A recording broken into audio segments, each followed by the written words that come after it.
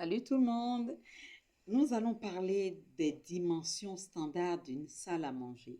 Vous savez, une salle à manger, c'est cet espace convivial dans lequel nous accueillons les invités, nous accueillons toute la famille pour manger.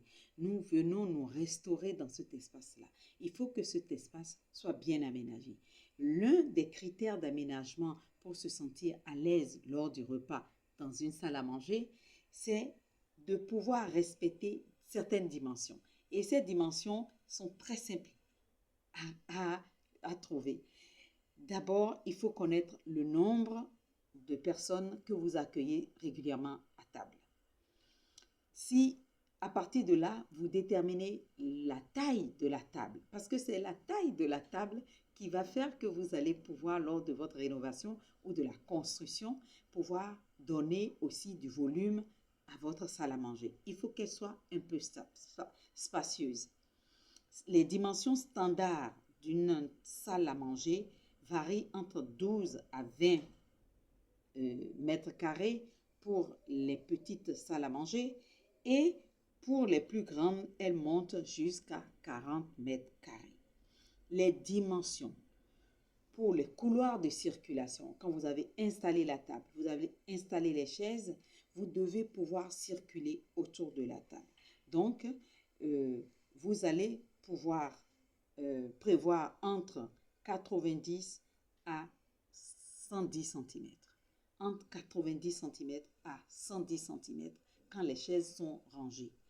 Quand nous reculons les chaises pour nous lever, vous devez tout faire pour qu'il y ait entre 40 et 50 cm entre le bord de la chaise, le dos de la chaise et le mur.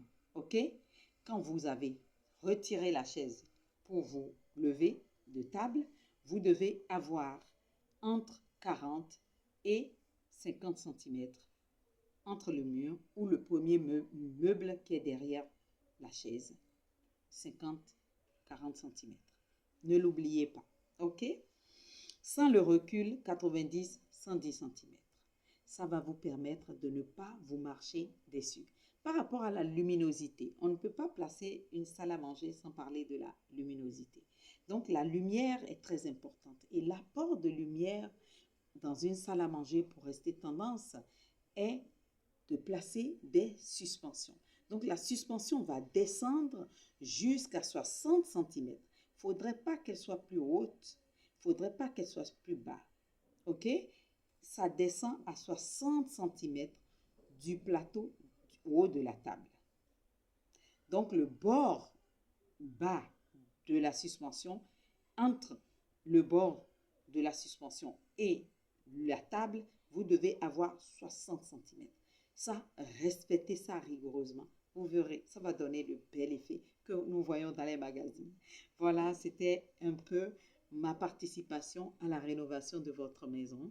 Si vous avez aimé, mettez-le en commentaire. Posez-moi de nouvelles questions, les thématiques sur lesquelles vous aimeriez que je réagisse. Je suis la coach Ali Aladaye. Je me ferai un plaisir de venir vous répondre. Soyez canon chez vous.